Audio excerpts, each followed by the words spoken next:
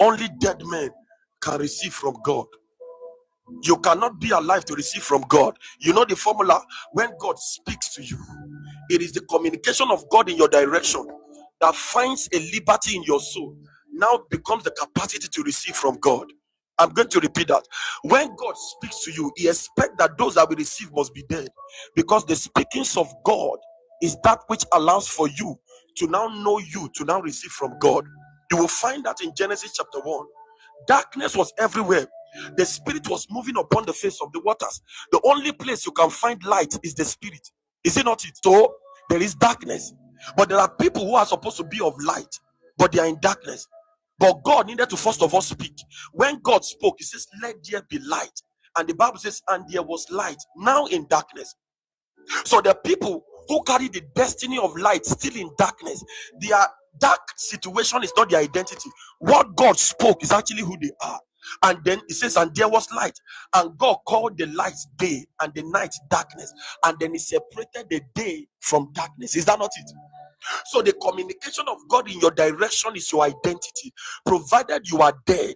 When you are dead, that communication becomes your identity. If I'm communicating light and I see you living dead, it simply means that you are not a recipient of what I'm communicating, because the words that I speak unto you, they are your spirit, they are your life, provided they find you dead, meaning that you have turned away from the world. You are not coming to use God with reckless abandonment. You say, God, I'm here.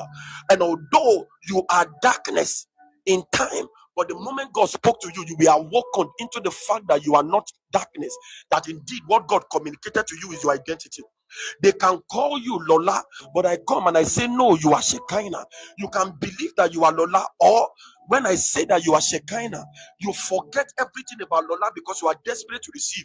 And when that communication finds you desperate, all of a sudden, it creates a conviction that this is what I've been looking for. This is the missing link. And all of a sudden, you begin to define your life not as Lola.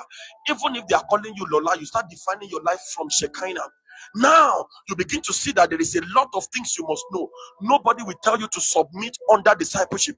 Nobody will tell you to be desperate, because now you know who you are, but you are now desperate by every means to walk in the fullness of who you are based upon what is spoken to you, and it makes you desperate to receive. Now you can no longer be a Lola. You know that truly who you are is Shekinah, provided you are desperate and you die waiting for him to speak unto you. So the transference come and it becomes the definition of your life.